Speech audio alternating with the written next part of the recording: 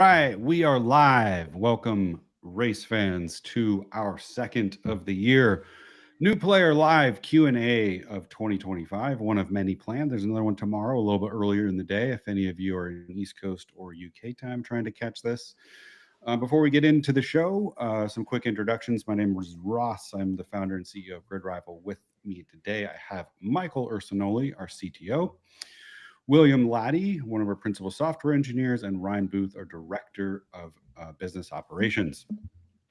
Our main goal of the show today is to help answer questions about gameplay, how the game works, how fantasy points works, questions about our picks game, and essentially, if you're a new player, to get you up to speed as quickly as we possibly can so that you can have the most exciting first-time player experience on Grid Rival. We know sometimes onboarding to a new game, there's a learning curve, and we want to help reduce that as much as we can. The content in this video is going to be mostly geared towards getting you set up in our league game. We will be talking about our picks game, our paid game live in the US intermittently, but for the most part, we're going to be focusing on the strategy involved in our league contracts game. Also new for 2024, as many have probably already picked up on, and probably some of the folks that are here already know, we are the official fantasy sports application for IndyCar. So if you're an IndyCar fan, we're excited to have you. This is the first year that IndyCar has been on the Grid Rival Leagues product. So we're really excited to host that game. And as a quick reminder, anyone that's considering joining an IndyCar league, whether you create a league, whether you join a league, any player that plays in an IndyCar league and is in the United States will automatically be entered into the IndyCar Firestone Challenge, the IndyCar Challenge powered by Firestone, sorry. And the winner of that at the end of the season gets tickets to the VIP experience, the Indy 500 next season. So go ahead and start getting your questions in if you have them, but we are going to kick off the show. And we know this is a Q&A show. We're going to try to leave as much time as we can for that. We are going to start by going over some of the most common questions we know people are typically likely to ask from the years of experience running this game. And we'll try and get through them as quickly as possible. The one that we are going to spend some time on is covering the concept of contracts, right? What are contracts? How to think about them? You know, why to sign a 1-race contract versus a 5-race contract? A lot of the questions we get typically revolve around that. So there's 7 points I want to go over. We're going to talk about the contract ones last. And so some of the, going directly into it, the first, probably, I think, easiest to overcome and most common mistake we see people making is not watching the game guide videos. So we have these really quick, easy to digest, 1 minute to 90-second videos within your league. If you click, I think at the top of your My Team screen until the first race of the year, there's a banner that says View the Game Guide. You can also click in your league settings, and there's a bright green button to view the game guide. There's 4 videos. They will help you get up to speed really quick. So don't miss those. Jump into those. You can also find them on YouTube if that's easier for you. But those give a pretty high-level overview of the game. And we also have a support page, support@gridrival.com, that has all sorts of detailed articles for those that really want to dive into the nuance of the game at a little bit deeper level. So that's number 1. Number 2, the biggest kind of, I don't know, some of the questions we get from new players is around the difference or really what the core strategy of the game is, right? We know in any fantasy game, the goal and the way that you beat your other teammates is by accumulating the most fantasy points during the season. And the way you do that is obviously by earning the most points at every single race. And the way you do that is by having the most stacked team of drivers at every event that you possibly can. And the way that you do that on this game is by having the most amount of fantasy money to spend. Now, every team starts the season with $100 million budget. So the question is, how do you get more? And we're going to get into that when we talk about contracts. But to simplify it, and we'll go into depth here in a second, the way that you do that is by adding a driver to your team and hoping or postulating that they will go up in value by the time their contract is finished. So for example, if you add, we're talking about IndyCar, if you add Nolan Siegel to your team today, and over the next 5 races, he really does well, his value will increase due to his performance. And when he gets dropped from your team after those 5 races, whatever that increase is, let's say it's $3 million, that gets added to your team's value. And then the next place that you have to fill, you have $3 million more to spend. So that compounded over the whole season. My gut is in IndyCar leagues, you're going to see values of 115, 20, $30 million by the end of the season from players who have timed this really, really well. So that's number two. Number three, a really big one is for new players, not understanding that fantasy points are not just equal to your race finish position. So sometimes early in the season from new players, we'll get these emails that are like, hey, Alex Palou finished first race. Why did he not go up in value? Or why did he not get the most fantasy points? And the reason why is because on our game, and in our opinion, any fantasy game that has a lot of depth and is exciting to play, you're awarded fantasy points for things much beyond just the core component of that sport. So in NFL, for example, anyone who's done season-long fantasy football, I think we could probably all agree if the only thing fantasy points were given for is whether or not a team won, it would not be nearly as exciting. So in our games, depending on whether it's NASCAR, IndyCar, or Formula One, we are heavily weighted towards the race finish position because that's the most important. But we also give fantasy points for qualifying, for the number of overtakes that a driver has, the net positions gained between their qualifying and race finish position. In certain leagues, we give points for number of laps led. In certain leagues, we give number of points for beating your teammate, or an IndyCar if you're the highest ranked driver on your team. So there's a lot of different things to think about, but just know going into that it's very possible for a driver to finish a race in first place and not have the most fantasy points. And we can go into more scenarios about why that might happen if there's Q&A about it, but trying to get through these first topics pretty quickly. Number four is something that we call the one race rule in our game that often gets missed by new players. And the one race rule just states that when you have a driver on your team, once they drop from your team and their contract is complete, you cannot add them to your team again for one event. Meaning, if you sign Alex Palou as a great example for 3 races, after that third race, when he drops off of your team, you can't sign him again immediately. Because what would be the point of a contract, right? If you could immediately drop him and then re-add him. So be careful of the one race rule. You're going to think about how that comes into play here in a moment when we talk about contract length and how to think about contract length. Number 5 is not selecting a talent driver. Talent driver is a concept on the Grid Rival game that awards any driver on your roster under 18 million in value or 18 million in salary double points. So any driver that's on your roster that's under 18 million, you will see a star next to their name. That means they are eligible to be selected as your talent driver. And you can think of them as like a 7th driver. And so one of the mistakes we see people making is to be eligible to select a talent driver, you have to have a full roster. Meaning you have to have all 6 drivers, or in F1, you have to have 5 drivers and a constructor. Otherwise, you're not allowed to use the talent driver feature. So sometimes people will think, well, I'm just going to only sign 5 drivers, but I'm going to use my money and have them be really stacked, right? I'm going to sign the top 3 drivers and then maybe 2 like bottom field drivers and not have a talent driver. It's essentially the equivalent of having 5 drivers on your roster instead of 7, because that talent driver doubles your points. And as you will learn throughout the course of you playing this game, talent driver is probably one of the most important elements of team strategy is which driver you're using for your double points positions.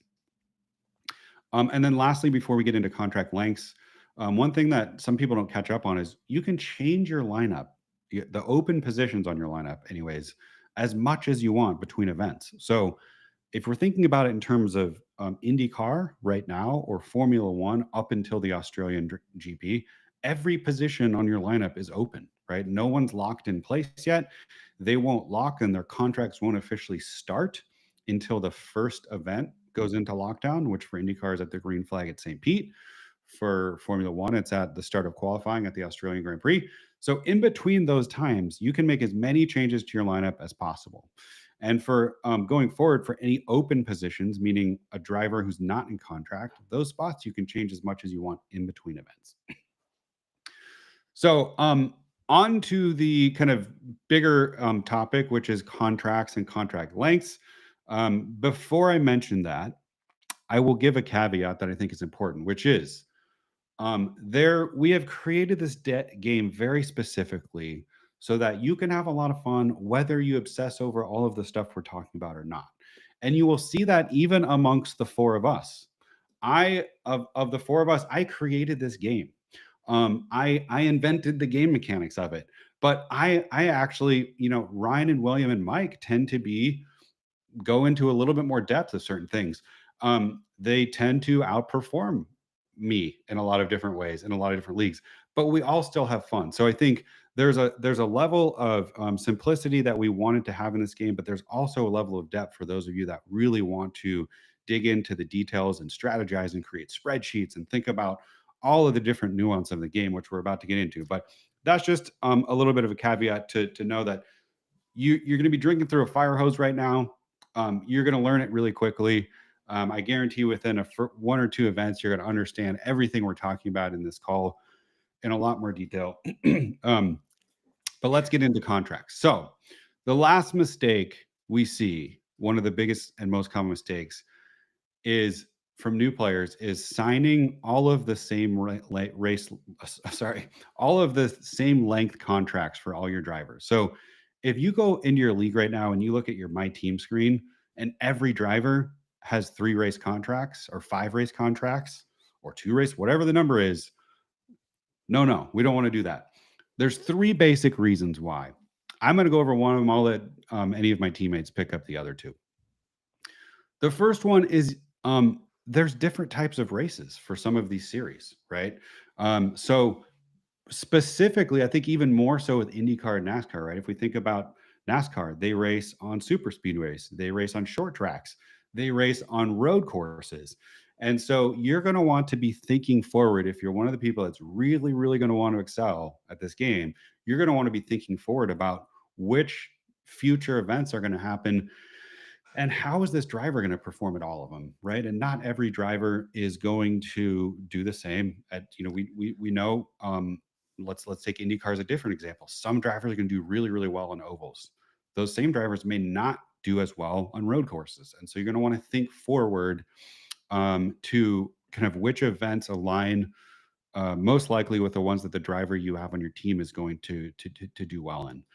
The second one is you want to leave options open. Which one of you wants to take that one? Mike, Ryan, William, any of you? I'll take options because this is something that I preach all the time. Excuse me. I get stressed out if I don't have options on a week to week basis, and I think it's being able to have that flexibility is what can really put you over the top each week. If you have your entire team locked in, not the worst thing in the world, but you don't really want that for 3-4 weeks at a time because you might want to make some changes. You might see something that you don't like at a driver. You might see another driver that you want on your team, and you can pay a penalty to drop a driver before their contract is out. But something we'll get into later, I'm sure, is building value is one of the most important things in this game, especially throughout the first quarter, first half of the season. So if you're paying penalties left and right, you're putting yourself behind the 8 ball. But yeah, on a week to week basis, I want to be able to have probably two to three rolling off at a time. And kind of on the opposite side of the spectrum of having everyone locked in. It's not really great to have one person roll off because you're really stuck there in your budget, especially if the person rolling off is like the cheapest driver, then you're kind of screwed.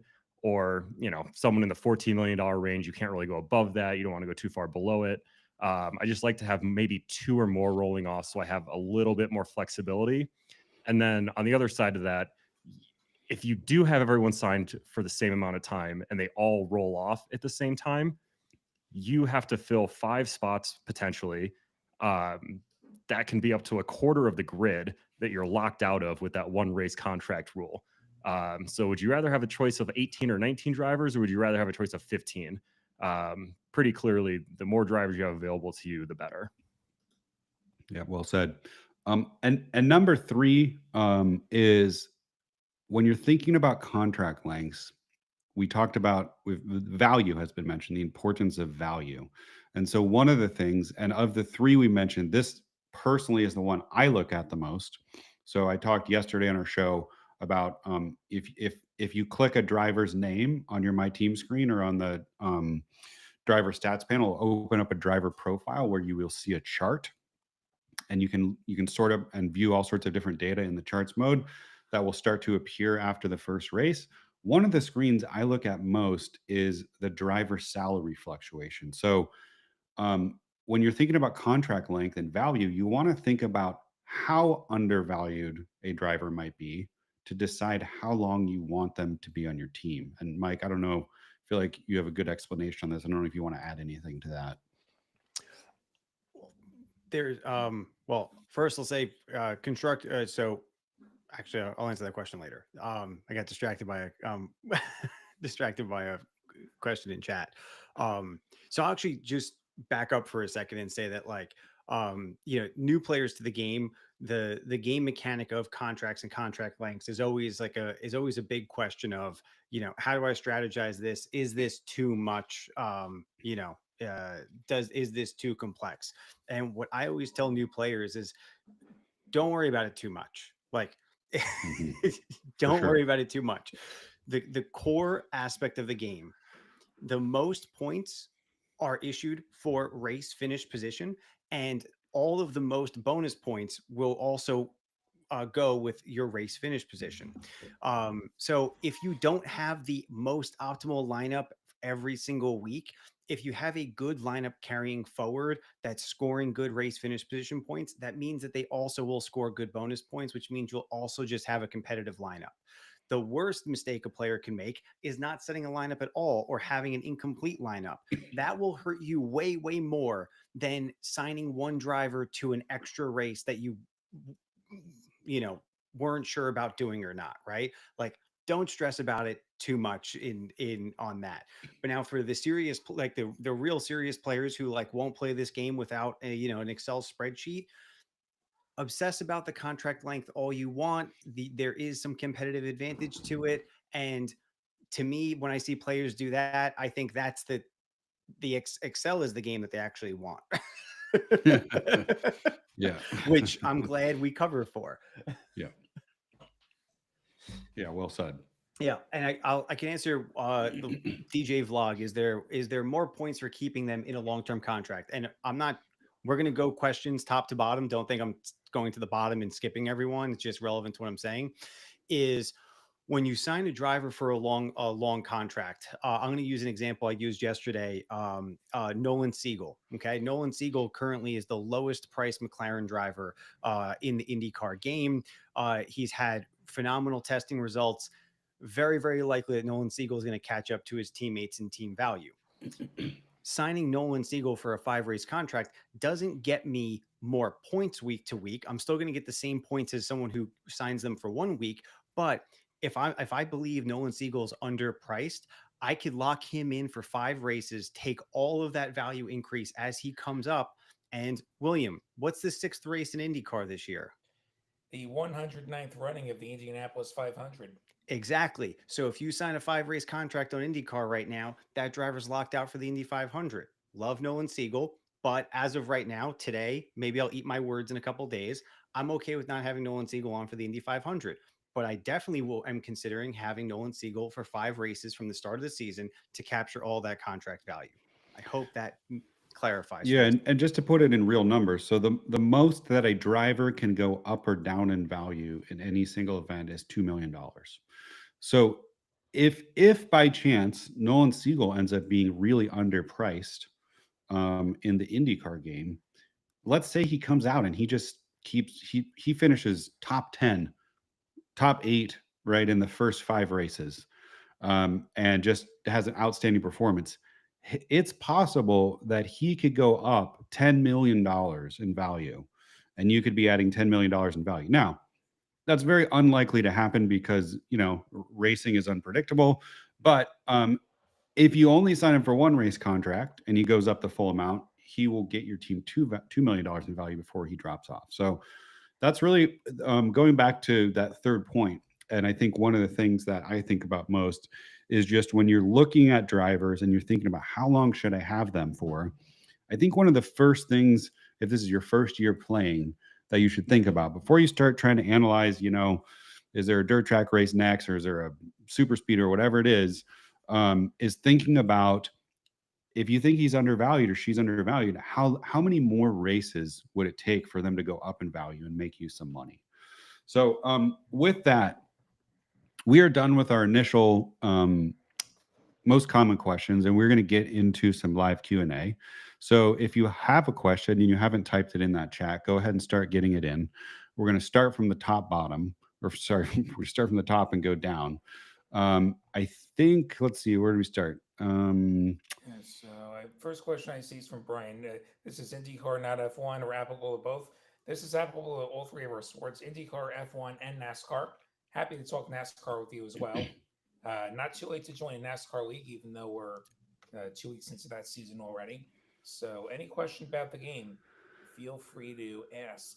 Yep. Zeroification had asked, not my first time, is there a way to see historical results per race in a leagues game? I think it depends on exactly what type of results you're talking about. If you're talking about like your league leaderboard, no, you can't see last seasons. If you're talking about an individual driver's historical performance, I believe that can be viewed on the driver profile. Is that right, Michael? Yeah, what I think Chris is asking is after the second event, can you still see after the first event, after the second event, do you see results of the second event, or do you see the cumulative results of race 1 plus race 2?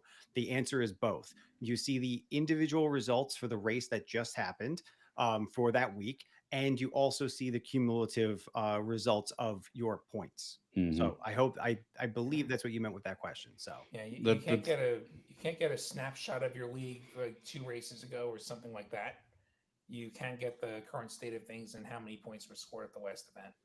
That is the same as the next question as well from Christopher Dahl. Would love to be able to view individual race results for my league as opposed to just seeing cumulative results. So you can actually see both on our leaderboard. So the big number is cumulative results.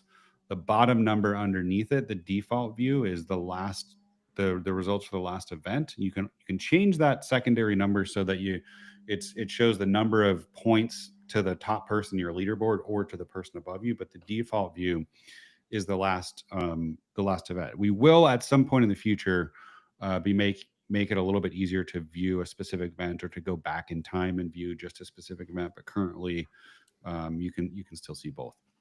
And I'll just give a quick shout out to Jeff and Lynn. You didn't ask any questions, but I loved your intros of not knowing where to start. I haven't seen either of you put in those questions, so get some questions in. Let's help you out. We're here for you guys. And then shout out to Dustin too, early front runner for MVP of the chat in today's show. Not only because he complimented my hat, I don't get very many fashion compliments, so I soak those in when I get them. And I see he's in the chat answering some of the questions. So shout out Dustin for helping us out. There's a question that I would like to come back to. Moose Jaw RC Bikes. What strategies for the first F1 race? Let's table that if there's time, because I think we want to get to kind of the basics of gameplay and stuff. I also say to this individual, we will most likely continue a show that we did last year for Formula One, which happens the Tuesday before every race weekend, where we specifically talk about lineup strategy. So we'll actually go over the 4 of our lineups. We'll talk about specifically who to add to your team, how we think about different things. So my encouragement would be to watch out for that show as well. Let's see. Why do you not include one driver in F2 and one driver in F3? These series are so interesting, and true race fans care about those series. Might be something we consider at some point. If that is an idea you want to propose, we actually have an idea board. It's feedback.gridrival.com, where you can propose ideas that you'd love to see in the app and vote on existing ones. So maybe go over there and plug that in, or it might already be there. Yeah. That'd be interesting to try and make that work when they don't all run the same weekends. Yep, for sure. Yep. We've had that proposed in various versions. Some NASCAR fans would have said, we'd love series where it includes Cup and Xfinity and trucks. And may see it someday. Probably not a 2025 thing. Yeah. I'll address the hats thing though. So we don't sell merch today, but the more people that ask for it, we might go on that side quest. So Yeah, for sure. Nathan said, is the deadline to make our contract picks before qualifying or before the race? Depends on what series you're talking about. So in Formula One, your deadline is the start of qualifying. For IndyCar or sprint qualifying for Yep. sprint weekends. Or sprint qualifying if it's sprint weekend. For both IndyCar and NASCAR, you have up until just before the green flag. Now, in every league, I will say there is a countdown timer. So if you ever have any questions about how many minutes exactly before the green flag it might be, it's not always perfect because where we get our data from doesn't have a individual on the track waiting with a stopwatch to count backwards, but it's just generally speaking a couple minutes before the green flag goes. Yep. And caveat for all the F1 fans on the chat. So race 2 is China. It's a sprint weekend. It's also in China. So for any of us in North America or Western Europe, yeah, the app locks down super early for China. You will see your league chat go absolutely wild. By listening to this show and knowing that fact, you might jump up a few places in your league leaderboard by that, just knowing that fact alone. Mhm. Always know how the calendar works. Yeah. For sure. Anytime you want to know when the game's going to next lock, just pull up in your league. There is a little banner just above your bank and your team value that says when the game is going to lock, and that will align to your local time. So that's going to be the best way to find out. Some good questions. Barnsley said, do constructors have contract? It looks like some folks in the chat are answered they do in Formula One. After each event, when do driver value changes occur? They typically happen, I'd say within NASCAR. I would say for sure within an hour for most events. We're working on getting that faster and faster all the time. Last year we added real-time scoring, so points are now updating in real time for all three of these series. Salaries typically update as soon as we get scoring and final officiated finish position from some of our third-party data providers. And hopefully this season we don't see anyone get disqualified hours after the checkered flag waves, because that is always a lot of fun to deal with. Yep. But that will add delays to things, but hopefully we don't see that as often this year. That's what keeps me up at night. Yeah. And we do rescores. So if there's a post-race penalty that happens, as long as lockdown hasn't been lifted yet, we will rerun scoring to have the most official results possible. So for the F1 fans on the chat, last year we were rescoring 2 or 3 times throughout the weekend before lockdown lifted, and even had to extend lockdown a couple of times for some of the races. So don't worry about FIA. Yeah, I'm so glad IndyCar gives us fewer headaches than that. No. Another great question from Barnsey. Just curious, is the value change based off some algorithm? For example, the amount of players who bring them in, points scored, or is it manual?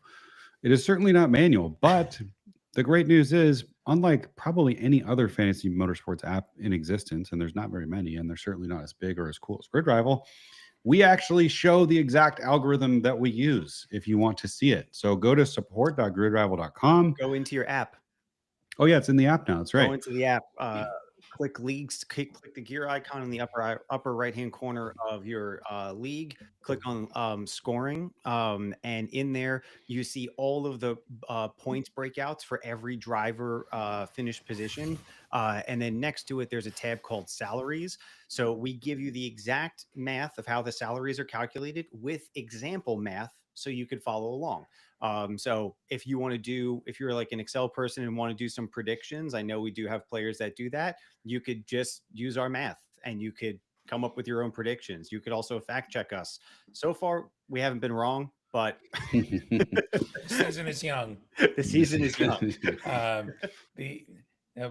Seriously, the value changes are primarily based on how many fantasy points the drivers score with respect to one another. Mhm. So going back to the point earlier where winning the race doesn't necessarily get you the most fantasy points, so it doesn't necessarily get you a increase in value for that very reason. You Should could win we the should we race but use have a. this should we use this moment to talk about whether or not it's a good deal to sign Alex Pillow to your team? I was just going there. Awesome. For Perfect. example, right now, Alex Palou is the highest valued driver to start the season in IndyCar. Max Verstappen for the F1 fans, same deal. Either of them could win their race from pole and not have the most fantasy points because there are other ways to score points in our game. For example, how many positions you gain from where you qualified. So if you started from pole, there's nowhere to go. Like you're already at the ceiling, so you're not going to score those points. You score points for being the best finisher on your team in our F1 and IndyCar games, which is just a handful of points, but those are points. Um, then there's improvement points, which are for F1 and IndyCar based on your 8 race average / our rankings in the early season. NASCAR is based on championship position, but the point there is somebody who's further down in the championship or further down in average finish, if they have a really good day, that is an outlier for them. And so we give them more points to acknowledge that. Like last year, Connor Daly jumping in that Junko's car and sticking it on the podium at Milwaukee, that would be a lot of points because like that was not a podium team at any point that year. And he did it. So you reward that. Mhm. So definitely take a look at all the ways that points are scored on our app, and you can find the bargains. Like that's the real trick, especially in the early season. Like that's come up a few times. Like whatever sport it is, early season is about finding those drivers who are going to exceed where they're priced at, where they're ranked, and jump on them. Hopefully, it works out. They give Hmm. you a bunch of points and they give you an increase in value. And then you can take that money and move up the grid in terms of who you're signing. Yeah. And I think that's a great segue into the next question by Greg Meyer. Any advantage to not spending all your money? So as I talked about the same thing yesterday.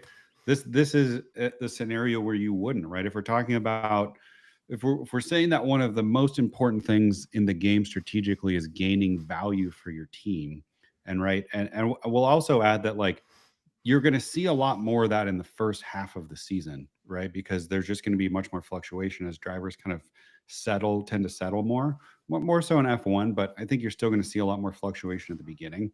Um, Going back to Alex Palou or Max Verstappen, they're very unlikely to gain value. They're almost already at their peak. So just think about um, a reason to not have to utilize 100 million, or sorry, your entire $100 million budget might be that the combination of 6 drivers that you want to sign because you think they're really really undervalued only ends up to 97 million, 96 million. Now, if you have 15 million left in the bank, you might have made a mistake.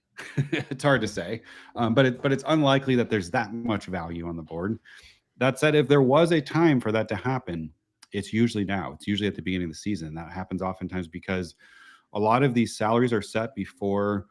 A great example with Formula One is a lot of these values are set before season testing. So let's say like the worst, like a stake driver. We don't know who the lowest price driver on our board is, but let's say they, Bortoletto. yeah, okay. So let's say at testing this weekend, he's the fastest for some reason. He's probably underpriced, and we do the best he can. But so a Sauber's lot not of gonna be time, fast. yeah, I know. As an example, purely for an example, a lot of times early season you can find value. Um, Another question: can you apply the money earned from, let's say, Nolan Siegel? I think he's referring to our example earlier, to have a more higher dollar drivers that would exceed 100 million. Absolutely, that's exactly what we're talking about. That is kind of the whole strategic point of the game: is you want to increase the amount of money that you have to spend or can spend on drivers over the course of the season. For an example, some of the top players in the F1 game last season got up to like $150 million of team value. And they were going into event weekends with $20 million in their bank unspent because they had accumulated so much money. And then conversely, Brazil last year was like a devastating result in F1, and teams lost consistently across the board 10-12 million dollars from their team value from that one race, and then that completely shifted the entire end of the F1 season. Everyone's strategies changed. It's like a really exciting, engaging part of it is the kind of frustration and opportunity that presents itself when there's massive value swings. But also, one last thing I'll say is a lower priced if the person who's number one in your league at halfway through the season has 120 million in team value and you have 110, you can still beat them because our game has bonus points for drivers who are lower priced that overperform. So if you don't think about the team value or the contracts and you're just thinking about who's going to have the best race results, you can consistently beat teams that have a higher value. Yep. You can do a lot with 100 million. Yeah. Yeah, but at the same time, I think that value is so important, especially early season. Like if we get to the halfway point of the season and I can choose to either be a couple hundred points behind, but have, 15, $20 million more in bank value, like I'd rather have that than being in the lead with less money. And we'll talk about this as the season goes on, but strategy does change. You're looking at value a little more early on, a little more towards points later, but you can't just completely forget about points. Points are extremely important. And I did want to go back really quick. We skipped over DJ Vlog. He asked if you can do F1 and IndyCar. Yes, Oh, yeah. we encourage you to play F1, play IndyCar. I mean, you can even join a NASCAR league late. Play NASCAR. I think, yeah, the thing with this game is the easiest way to pick it up quickly and to learn is to play. So even if you're not a big NASCAR fan, you will get a lot of familiarity with how contracts work, how value changes, kind of where you want to be on a given week, just putting a lineup together, even if you don't really know the drivers or watch the races. I think even just using NASCAR can be a valuable tool. There's 36, 37 races this year. 36 races, yeah, 36 races every single weekend. So if it's a good way to kind of get a hang of the game if it's something you're looking to do with a couple weeks before F1 season starting and, kind of hone the craft a little bit. I'm in 7 leagues heading into this season, and I take all of them equally seriously. So yes, play, and also just do the math, right? If you're in 2 IndyCar, 2 F1 leagues, by the end of the season, you've accumulated 2 years worth of grid rival knowledge in one season. So go into multiple leagues, even within the same sport, and do some alternating strategies. You'll see what I'm saying, that like if you focus on race finish positions, even if you're running different strategies, how close the results are going to be from your different lineups on different leagues. All right, back to Q&A. Lynn family, if your driver loses value under contract, do you lose money on your budget? Absolutely. You lose money as well as gain money depending on how the driver does. So that's generally a good thing, right? If you only gain value by the time that we were at the season, everybody would have $150 million and there'd basically be no point in playing because everyone would have the most money and can pick all the best drivers all the time. But that is something that you want to consider. And one of the things, let's call it an advanced concept. We probably don't need to go into a ton of detail in it, but you can break a driver's contract early. It costs 3% of whatever their current salary is. And so you want to be thinking about that tool sometimes. Like if you sign a driver, let's say it's the start of the season for IndyCar, you put a driver on your team for 5 races. You really believe that the driver is going to do well over the next 5 events, but the first event, it's obvious that you made a wrong mistake. It's going to be much better to pay the fine, release the driver from your team early, than potentially lose a lot more as they drop. So just something to consider. Todd Logan says, is it in my best interest to wait until after qualifying to pick a driver? Obviously not in Formula One because the game locks at qualifying. So that would be a super bad strategy. But yeah, William, do you have an answer here? At NASCAR and IndyCar, more information is better. If you don't have to pick your team until the race, then you don't have to commit until the race. You can set a tentative lineup before qualifying, and if they haven't served a race yet, you can drop them for free and put somebody else in there. But yeah, so if one of those guys up front has a bad qualifying and they have to start at the back, suddenly they can potentially get a bunch of points for positions gains in addition to where you think they'll end up. So maybe you have a chance at more points. You decide to sign that driver. More information is better. Go right ahead and wait for any sport where we let you do that. Yeah, my lineup is never finalized until right before lockdown. I mean, you look at like an F1 specific example. Like I'm always paying attention to practice. You have cars bringing upgrades for whatever reason. You want to see those cars on the track. You want to see how they're performing, and not that practice is end all be all, but I would rather make those decisions after seeing um, as much as possible, and like William said, gathering as much data as possible. And same thing, NASCAR, IndyCar. I want to watch everything I can before I put my lineup into stone. Mm-hmm. But set a safety lineup. I always For sure. fill up I my do that a lineup, lot. and then as news comes out throughout the week, that's my fun that I get to come back into the app and change my lineup several times throughout the week. Let's see. F1, how, Moose Jaw, how to consider constructors with many teams having a rookie, especially early on. So you want to So take that I think that quickly? depends. Like that depends on if you think any of these teams are a bargain.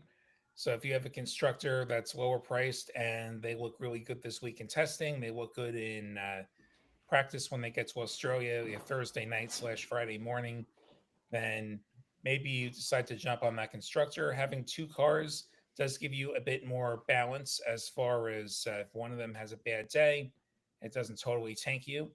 Constructors can go up in value up to $3 million of race, so there's a bit more upside there. The other way you could go is choose one of those teams that doesn't have rookies. Choose a team with a couple of experienced hands. With constructors, the points are just straight up position. So, like maybe Ferrari's a choice that you decide to go with because they, Leclerc and Hamilton probably going to be top five finishers pretty much every week. So, yeah, I think it really depends on what you want to do with your driver lineup as well. Yeah. So, yeah, like for me, it often ends up being like, what drivers do I like? Because drivers have the most point upside with improvement points. And then, okay, how do I fit a constructor? Do I have a constructor that I like with this budget? Really great question from Agent Power. What happens if I sign a contract and the driver is injured or removed from that series or replaced? And he didn't say this specifically, but is another circumstance replaced by another driver temporarily. Do I lose all that contract value or are they replaced with the replacement driver? So, kind of depends on the exact circumstance. If the driver, and William, correct me if I'm making a mistake here, if a driver is temporarily replaced, meaning they're sick, whatever the reason, and you have them on your team and they're locked, the replacement driver will essentially earn points for them, right? The contract will Yeah. stick to your team. And so if it's a temporary substitution, like a short-term injury or suspension that happened last year, Yep. then that would be, and so it would be just like you said, we substitute the driver that week. Whoever replaces them, it's just like the original driver you signed. If it were a longer term situation or a permanent situation, then what would happen is we would terminate the contract for that driver and we'd make an announcement to that effect. You'd get back whatever they were worth at the time we cut them, and you'd be free to sign anybody that's not locked out with that money. And And sometimes these whoever, change. Oh, go ahead. yeah, there was one more thing. Whoever the replacement driver is in that car, we would come up with a value and ranking for them independent of what the previous guy's ranking was. And I was going to add that And you're free to sign them. sometimes these substitutions and or cancellations will be in your favor and sometimes they won't, and we notice a direct correlation to people's opinions about it based off of which one of those two categories the change falls into. Yeah, So the support tickets we get with people frustrated are always the ones who are on the the poor receiving end of whatever the results were. But it happens enough times over the life of you playing this game on Grid Rival that at some point it will definitely be to your advantage. I can Yeah, almost guarantee it. and we put our personal opinions aside on things like this, whether it's a driver losing their seat because they're very bad at driving, or last year we had an example where a driver was extremely good at driving, but the team was just filled with idiots and they got rid of him. So unfortunately, we handle those situations the same exact way, regardless of who it is. Yes, and also if when you email in support tickets about your frustrations that a driver substitute or something happens, just know Kelsey, our wonderful support woman, gets those. Not so you're not yelling directly at us. You're yelling at a really sweet human who is just there to help you. So kind support tickets. All right, we got 15 minutes left, so let's try and get through some of these final questions quickly. Would you be able to do a show on Tuesday specifically for IndyCar? That would be really helpful. TBD. We can't commit to it yet, but we Well, I would. mean, there's we may do something for St. Petersburg this week, Mhm. and then there's 16 more chances, and I'm sure we'll do it at some point. There's enough demand for it. Tell all your Yeah. friends. Let's see. Lynn also said this is new for IndyCar fans, but how long has Grid Rival been in existence for other racing series, F1, NASCAR? Over 5 years. Grid Rival actually started as a side project way back in 2017 for Formula One. Became full-time business in 2019. So lots of experience running this game. And the nuances. Brian says, I love the Grid Rivals contract game. I played it last year. I'm thrilled that IndyCar has adopted this system as their official fantasy game. Thanks a lot, Brian. It's awesome. For IndyCar, is it better to wait until after qualifying to pick my drivers? We kind of already answered that. More information is better. So I'm going to say yes. Typically, it is. Let's see. Agent Power, you said you gain points for positions gained from qualifying. Do you lose points for positions lost? No. We actually had in the very, very original first version of this game, we had negative points for things like DNFs and when you lost positions, and it didn't really add any value to the game, and it frustrated people a little bit more to have lost points instead of just a lower amount of points. So we actually removed that, and we don't have that anymore. Dustin, can't wait for strategy talks in future weeks. Also join their Discord. Very helpful. Great question. We forgot to bring that up yesterday, or maybe we did. I don't remember, but we do have a Discord channel. So go find the Grid Rival Discord. Lots of talk and activity in there on a weekly basis. We also have kind of our own Discord, which probably everybody has seen inside the app itself, called the Paddock, which there's a discussion thread for every sport. And for some of the more popular sports on the platform, F1, NASCAR, and Indy, there's 2 separate discussions for our picks game and our leagues game. So amongst our user base, there's a lot of people who can answer questions when you have confusions or want to get someone else's opinion on strategy. Barnesy, if a driver is swapped out with another one, And we handled that one. Yep, Next one's handled interesting. Does this 18 million cap for the double driver increase? Just think if you're good at cash flow, could you bring in so many expensive drivers? You only have one slot. So the threshold for talent driver is always 18 million. If they're below 18 million, they're eligible to be chosen as your talent driver. If they're worth more than 18 million, even if they cross that line during the contract, they stop being eligible. So that number is going to be fixed. Drivers will move in and out of eligibility as the season goes through. And yeah, you could end up with so much money that you have to go out of your way to pick a talent driver. And you've had a really good year if that's you. I would still recommend having a talent driver, even if you can afford 6 non-talent drivers, just because it's like having a 7th driver. A great problem to have. You're in very good shape. A great question from Daniel Price. How would you prioritize points versus value in a league that will be playing solely with one race contracts? I pity the league administrator who has to monitor that, but that's actually a really good question. I feel like, I don't know. I'd like Ryan or I'd like one of you guys to answer that before I give my opinion. That's not going to work. My brain hurts. That's not going to work. Yeah. So, okay. You first, Ryan. I mean, one, maybe talk to the league administrator about changing that rule. But if you decide to roll with it, it seems like it'd be really heavily points focused. I think it'd be more points focused, but I'd still be thinking. I mean, the core fundamentals of the game are still the same, right? If you have more money, you can build a better team. It'll be very important to look at the very next race, because you will need to make sure you don't have someone you really want locked out for that next week, which means you cannot play them in the current week. It is actually a very interesting exercise to think about. But yeah, I would say it'd be very points focused, and you really have to be in tune with what the next race is. Yeah. Keep in mind the lockouts. And then I would point out that good points day usually means increase in value, usually. So like you're still looking for the diamonds in the rough, but it's going to be a lot more volatile. If I have a 1 race contract, if somebody runs into them, I'm going to lose value. Like even if they were underpriced, I'm probably going to lose value. Whereas those longer contracts, they mitigate that because you get that longer sample. Like if I think somebody's underpriced and they have 4 out of 5 good days, I'm going to net positive. It doesn't matter when the one bad day is.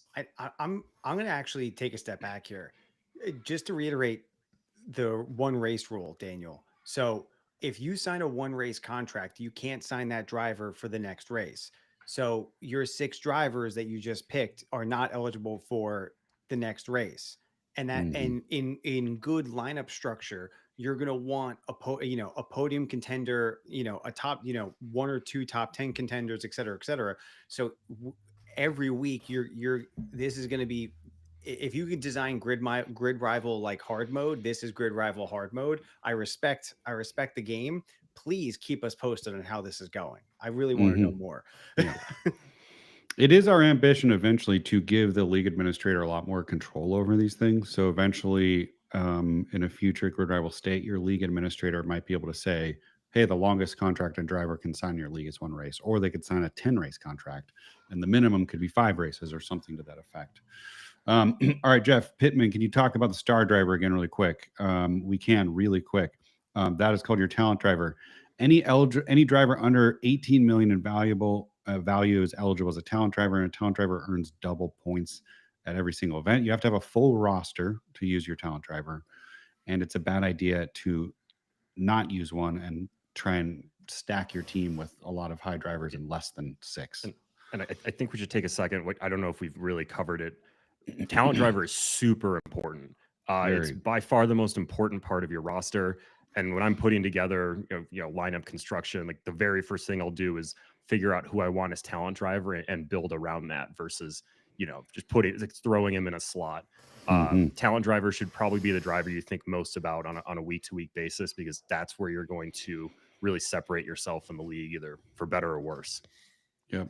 Nathan, and I think the boys racing asking the same question. If we join multiple IndyCar leagues, wouldn't it disqualify us from winning the grand prize? This season, it will not. I would encourage you, if you're trying to play for that winning position in the fantasy challenge, to go read the rules, the official rules on IndyCar.com. You can also find a link in Grid Rivals rules in game guide.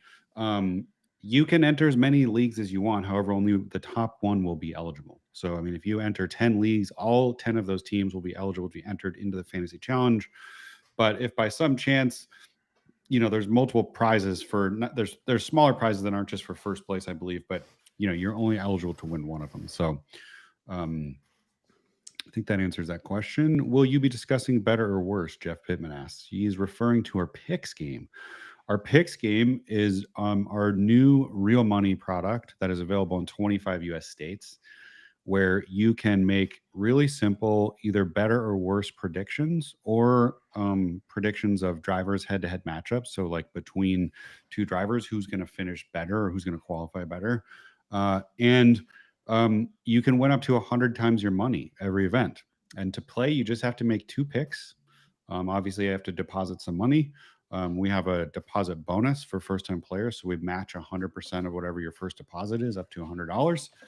And basically, every race we put out a number of different statistics, and all you have to do is guess if it's better or worse. So you could think one on the board right now is Alex Palou at position 2.5.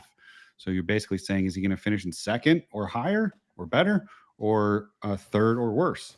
And you have to make at least 2 picks to play that game. And if you get all 2 right, you get 3 times your money. And then you can add up to 8 on your entry. And if you get all 8 right, you win 100 times your money. And it's also, if you're a fan of some of those different racing series, we have every single week for every single Xfinity race, every single trucks race, we have MotoGP, in addition to the big ones, IndyCar, NASCAR, F1. So there's no shortage of things to play on any given week. And you could assemble an entry across sports as well. So you could pick an F1 driver, an IndyCar driver, a Cup driver, and make that your 3 pick that you put in. It's just not paid out until all 3 events complete, obviously. Yep. Great question from Nick Edwards. Is the Grid Rival Fantasy League separate from the IndyCar Fantasy Challenge? For example, will we pick our 6 for Grid Rival Fantasy, then the traditional 4+ podium for the IndyCar? So the 4+ podium is no longer a thing. their old game and the game mechanics are no longer part of the fantasy challenge. The way you enter the fantasy challenge is by having any fantasy team, and you can actually see the fantasy challenge leaderboard once the season starts. If you go to any league you're in, if you click the standings page, you will see your leaderboard for that league. And then in the header, you will also see a button for the leaderboard for the fantasy challenge. So every league that you enter, whether it's a league that you start, whether it's a league of your friends, whether it's the IndyCar official league, every fantasy team that you have in an IndyCar league is automatically entered into that fantasy challenge. The caveat being you're only eligible to win prizes if you're based in the United States. Let's see. You're not talking about how the game works, like what you need to choose and make sure to actually be participating in the game. I'm not sure what that means. So if you want to participate in Grid Rival, if you want to participate in this fantasy game, first step, get the Grid Rival app on the Google Play Store or the Apple App Store. I think they call that. Mm-hmm. I'm an Android guy myself, so get Grid Rival, open that app, sign up for an account, and then join a league. So you can pick leagues for whichever sport you're interested in, F1, IndyCar, NASCAR. Go join a league. We've got official leagues. There's also smaller leagues. So join a league and then set a lineup. And you're in business. You're playing Grid Rival.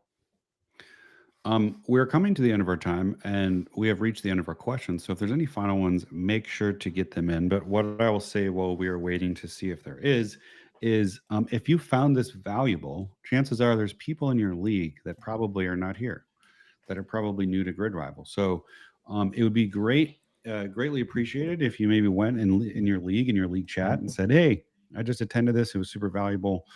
We are doing another one tomorrow at 2 p.m. Eastern, 11 a.m. Pacific time, so a little bit earlier.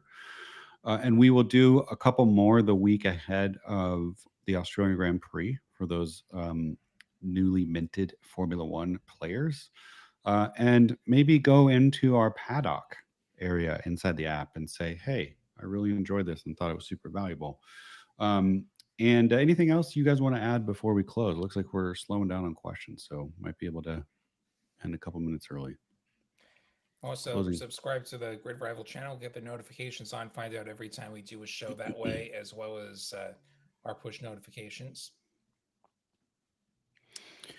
Let's see. We've got one final question. Would you create two separate accounts with different usernames if you were in my situation, playing one with one trade contract so I can be more competitive in the fantasy challenge?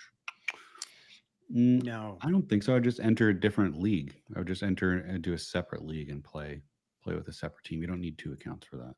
Yeah. Yeah. You know, and if I'm picking up what you're putting down, I would say for the prizes for the fantasy challenge, you do have either your identity is known. So like if you're playing multiple accounts to try and win multiple prizes, that won't work. If that was part of the question. I think it's where he's in a league that mandates one race contracts, and he also wants another team, which you can do. You can pay another team on your account, and just play that the way you normally would, because I think you will have a better chance of competing for grand prize if you're doing longer contracts. Yeah, so join a different league, like say the official IndyCar league, and do what you want there, and that's a separate team from your league with the one race contracts. Those are totally separate things. All right. I think with that, we're in a good spot to call today. We appreciate everybody showing up. We hope that if you were one of the several hundred people that showed up, that this was valuable for you. We know that sometimes new games and new experiences have a learning curve, and we hope that this smoothed it out in some way, shape, or form. We are here to support you. If you have questions, hit up the paddock, hit up our Discord, or email us support@goodrival.com. We want to make sure you get onboarded. And finally, the best thing you could do to help us out is invite your friends. If you're in a big league and you haven't started your own, our experience is that the most fun that people have is when they're in a league with people they know and like, versus some of these really huge public leagues with 2,000 people. Not that those aren't fun, but I think the fantasy experience gets much more exciting when there's an element of community and camaraderie.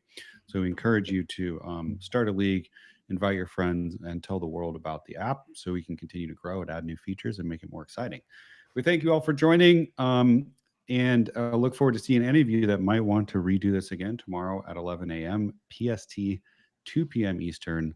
Thanks again and have a great evening.